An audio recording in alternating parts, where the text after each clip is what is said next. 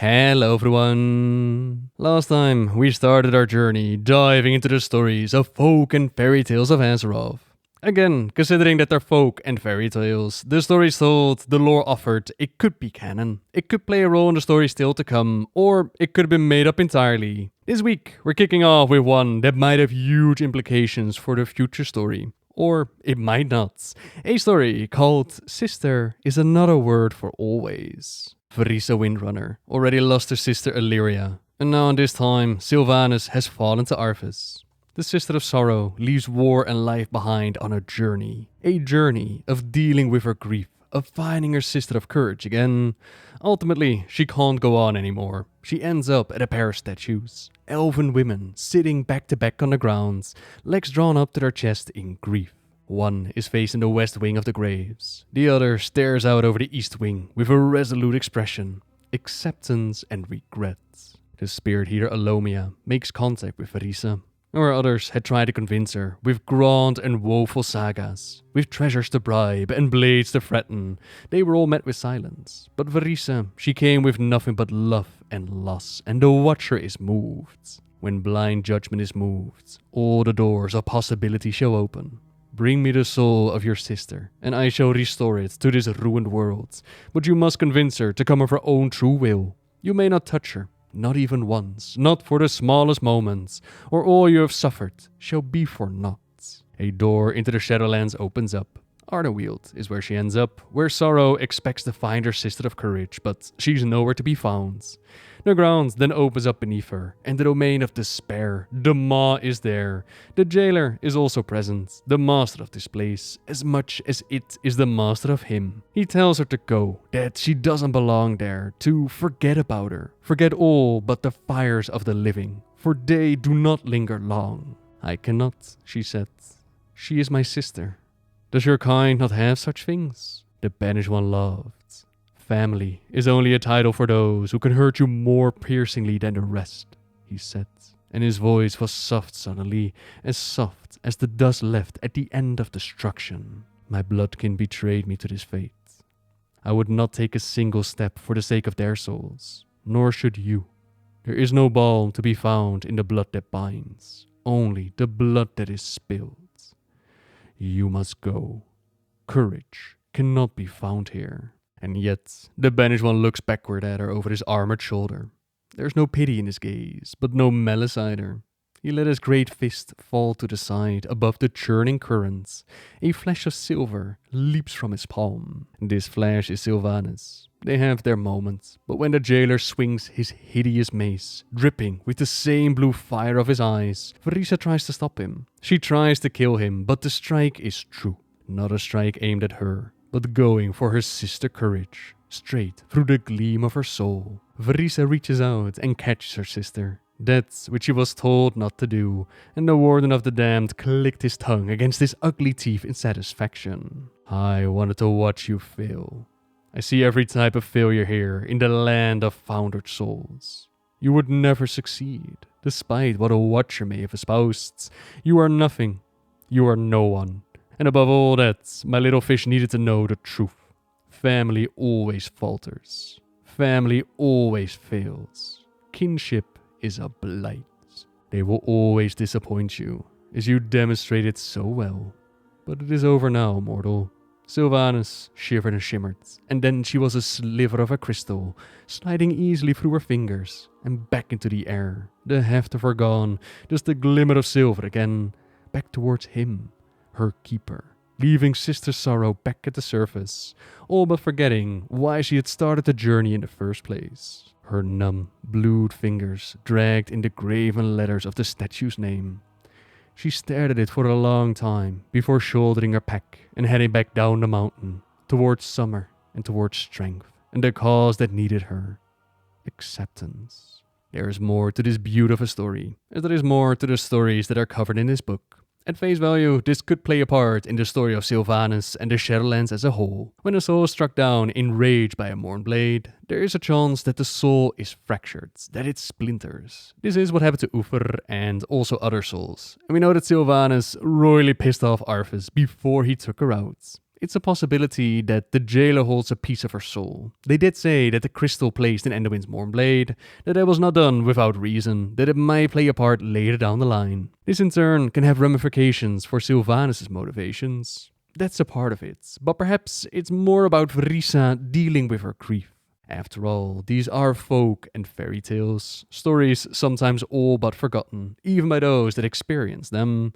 This tale is written in a very metaphorical way, the sister of sorrow trying to find her courage, going from regret to acceptance. Time's going to tell though, but I was blown away with such a well-written story, which I'm sure that many different people, you're gonna pull your own things from, your own conclusions out of this story.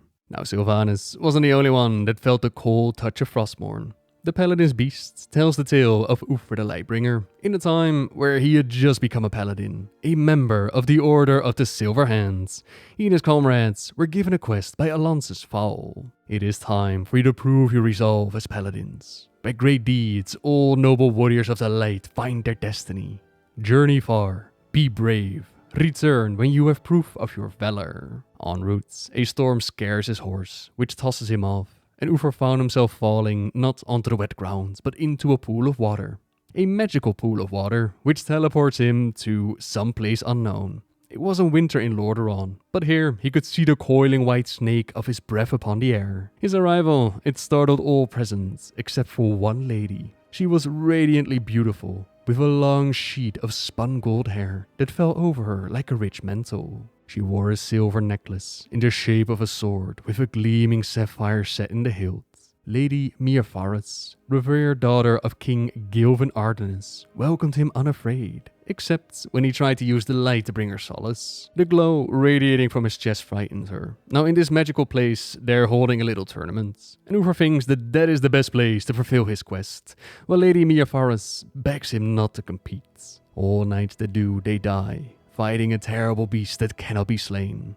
No need to worry. He is a paladin after all, with the light at his side.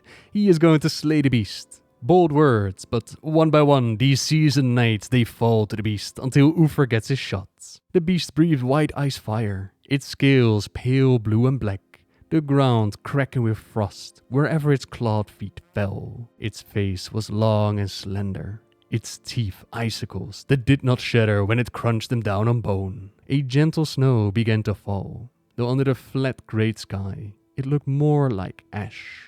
Uther decides to not approach the creature as his enemy, but rather stick true to his paladin beliefs and his character. Show it compassion. I will not fight you, he tells the dragon while kneeling down, and the dragon surrenders. Victory is his, but he lets Miafaris, who was the dragon all along, keep her jewel from her faded. A bard that seems to be the only thing to bring joy to her. He shall return home with empty hands but a full heart. The wisdom and compassion, the restful beauty of an unraised weapon. Passing through the waters and going back home. It does mean that this land will become little more than a memory. One day, she thinks, it will mean something more to him, and it will see her and the beast and the castle again with perfect clarity. Many years from now, on a broken field blazing like fire, he will think of her, and she hopes that the memories will bring him comfort, though she fears it will not. As predicted, it all did fade away in his memory. Still, Fall recognizes his quest is complete. The light, it shines stronger than it did before his journey. The proof is in his return, and in this pure hammer that he shows now with such pride. Yet, look here, my son. Your armor is cracked. Whatever you survived, perhaps it has left you with a warning. Uther moved his cloak aside, and saw what the bishop said was true. He ran his fingers into the cut on his breastplate, finding that it was cold, as if struck by ice. Those of you paying attention, you might already see the parallels, the hints of things to come. This is usually where those old nans and grands would find their charges sleeping deeply and let the story drift to a close. Princelings and princesses would slip through their own transportive pools of dream and wake wiser. But such a story would not end so easily for Sir Uther. The years passed, and sometimes Uther dreamed of a winter kingdom, a silver sword and spun gold hair. He would not remember more until he came to kneel on a bloody field that was blazing like fire, ash on the wind and truth in his heart. There he saw the beast once more. With waking epiphany, he recalled the lady and a warning, but it would be of no comfort to him as his armor cracked again. Uther had fallen into a dream, into a different land where the story of his future played out. Some take this as a prophecy, a warning given to him that changes the story as we know it. And to each their own, as I said before, there are your own takes to have from these stories. I personally don't think that the point was to give Uther a warning for the future. Not even going into the part that this is a story told to princes and princesses. A bedtime tale that someone came up with, considering that Uther himself didn't even remember what happened in his dreamlands. How then could someone else be able to take notes on it? But I think the point of the story is Uther's regret in the way that he faced Arthas on that fateful day. This is also something that you will see reflected in the game. But on that day, Uther approached Arthas not as a mentor, not as his friend, not even as a paladin that shows compassion whenever possible. He approached Arthas as if he was a dragon to slay, a beast to take down. A battle with that mindset was already lost. Not because approaching it differently would have Arthas spare his life or anything, but approaching it differently would have kept Uther to the man and the paladin that he had tried to be in life. I personally think that's the morality here, the difference in approach, the parallels from the dream and the reality. But hey, that's all just my take. Others that fell to the dragon Uther failed to slay. In time, they found themselves regaining control. For Lies and Liberty, it shows us how new Forsaken, still feeling the shackles of the Lich King slip from their minds, how they're welcomed into the Undercity with as much warmth as the undead bodies can muster. New arrivals settle in better when they share how they came to be there. So in a circle they sit, trying to remember their old names, their old lives, the way that they passed away.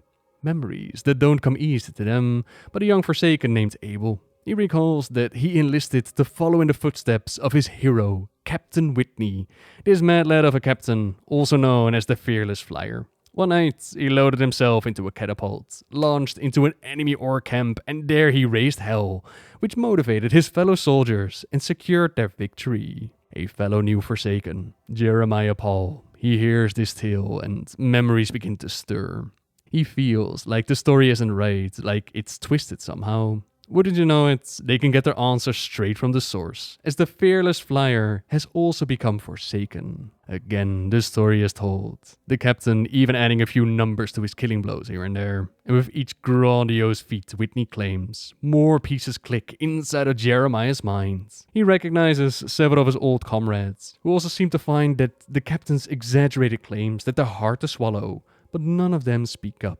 You see, in life, this Captain Whitney was no flying hero.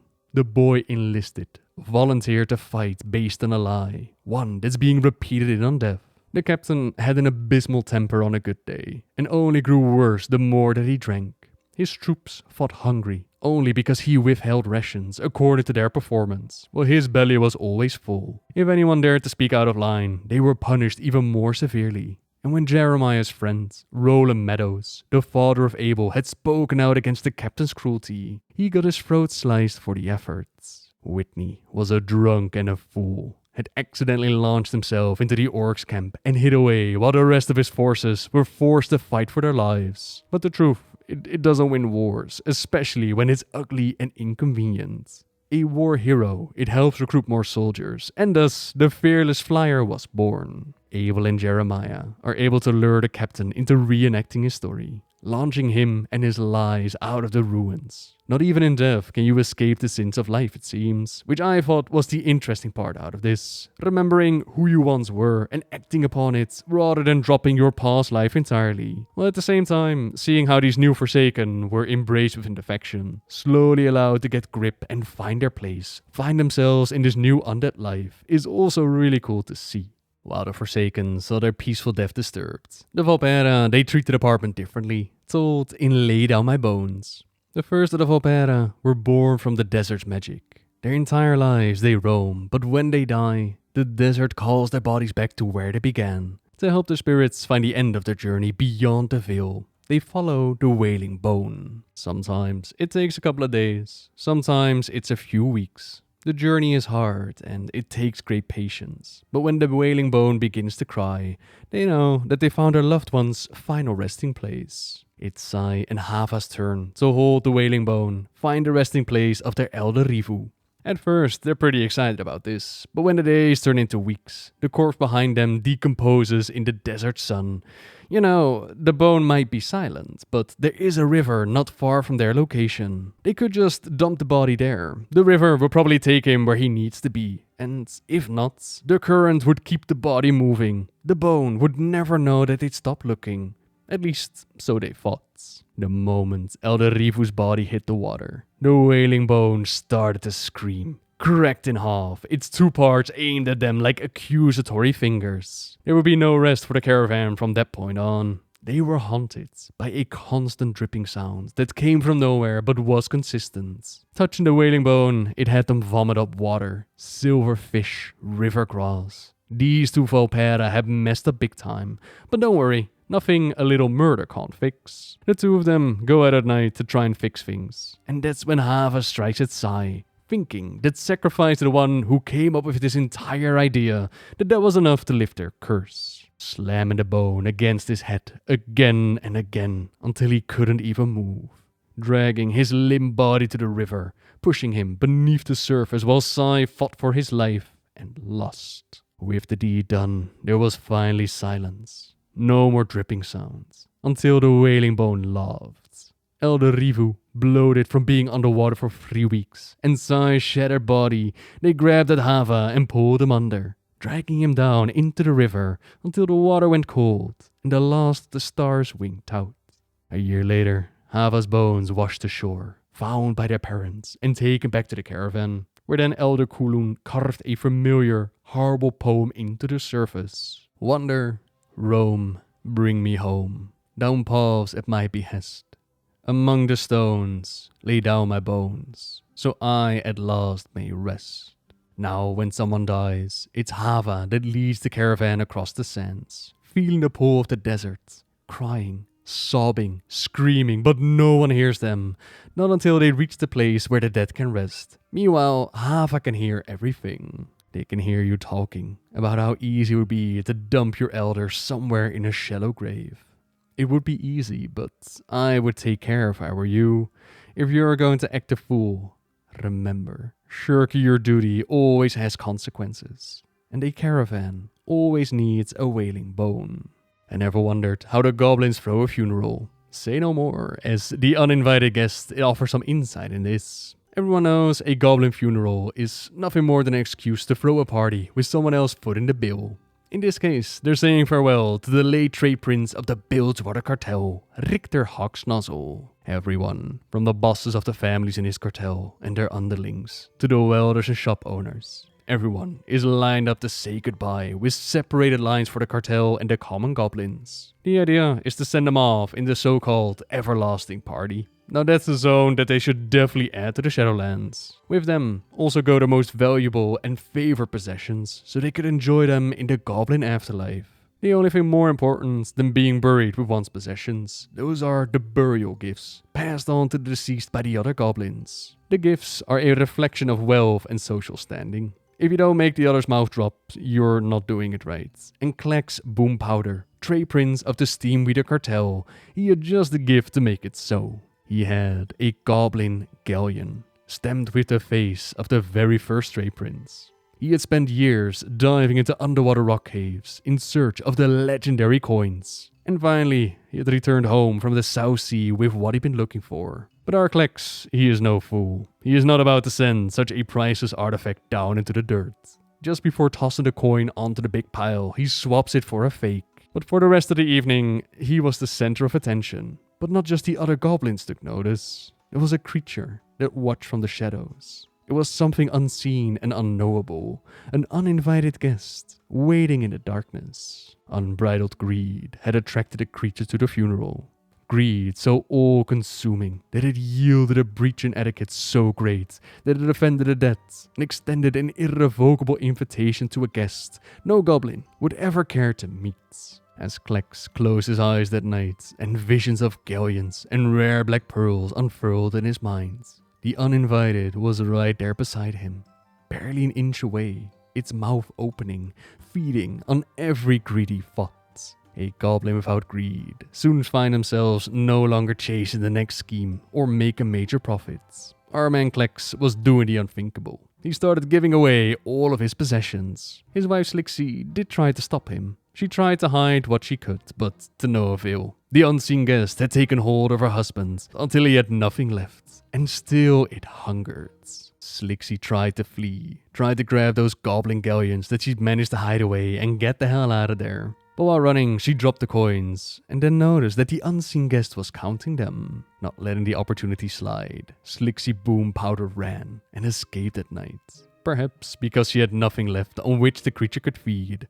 No money and not an ounce of greed left in her. She settled in a tiny cottage, and of course, a girl still has to make a living, so Slixie did what goblins do best. She invented so-called tossaways. These are shiny, painted gold coins that look exactly like galleons, stamped with the face of the first stray prince and all. The harrowing tale of Klex's fate, it spread, and every goblin who heard it, they rushed to the market to buy tossaways from this clever widow. So if you ever meet a penniless goblin, throw a few tossaways behind you to avoid becoming the creature's next victim. In dark of night and bright of day, keep in your hand a tossaway. Guard your fortune, mind your greed, or else the uninvited guest will feed. One must wonder if this is a scary ghost story that the goblins share between each other. The boogeyman of their people, hiding in the shadows, unseen, robbing them of their greed. Or if our girl Slixie is just really clever with her selling pitch. What better way to add some value to some useless painted gold coins than to create this masterful story behind it? We may never know for sure. Best not to take any chances. And then our final story for today. That is about everyone's favorite bronze dragon Chromie. And a story that I didn't have to record a second time, because I thought that Visage Day was pronounced Visage. No, I got it right the first time. Either way, the day is fast approaching in which Chronormu must pick his mortal form, but he's having the hardest time deciding what to go for. There are so many possibilities, and just when he thinks that he's made a decision, a different choice pops up into his head. And what if he makes the wrong choice? How am I supposed to choose how others see me, when I'm not even sure how I see myself? Zidormi recommends to ask the other dragons for advice, so Chronormu speaks with Master Nosdormu, who asks him, what does Visage Day mean to you? It shows that you and the other aspects trust me to adopt the form of one of the mortal races and walk among their kind. And the better I can relate to them, the more I can help them understand us dragons. That's why picking the right visage is so important. I want them to see me for me, not just the scales and fangs that I wear. Since we aspects first realized our kind was destined to share Azeroth with the young races, we've each taken a visage that allowed us to see the world as they do. Just as importantly, it informs how they perceive us. Do you wish them to see you as a trustworthy sage? A tyrant to be feared, distant and aloof, or warm and generous? This choice is deeply personal, and it says much about who you are as a dragon. So no, I will not tell you anything that might sway your decision. Instead, I advise you to seek out others and listen to the truths that guided their choices, and you may find that in the process, your own path will become clear. Chronormu understood, and then spoke a Caligos. In contrast to the other members of his flight that go for a more grandeur appearance, Kalik purposely picked something that was rather mundane. There are a number of reasons for selecting a particular form. The aspects command the respect of our flights and of mortals as well, so their guises serve a necessary function. They need to be elaborate and formal, because that is what we expect of them. While any of my flights will follow the example of the aspects, I seek to walk beside the mortals as an equal. I chose a visage that is half human and half elf, a blend of mortal worlds, as I tried to be a blend of our world and theirs. I didn't want my appearance to remind them of a dragon. I wanted them to see me as a friend, a peer, someone they can trust. I would say that was the heart of my choice and identity, Chronormu. I chose to be approachable. Kalik then leaves the bronze with 2 pieces of advice. 1, to pick a nickname, as dragon names can sound a bit formal to mortals. And 2, to seek the wisdom of someone whose perspective varies from his own. That someone is none other than Onyxia. She sees their visage not as something to better relate to mortals with, rather one that allows control of all the mortal races. It is humans who pose the greatest threat to dragonkind. They are neither the strongest nor the smartest, but they are the most relentless. Yet for all their cleverness, they are vain creatures bent by flattery. I chose a form that would quicken their heartbeats and allow me to seize all that I desire from them. Heed my wisdom, little one. You are a dragon, a hunter, with claws for tearing and teeth for killing. No visage will change that.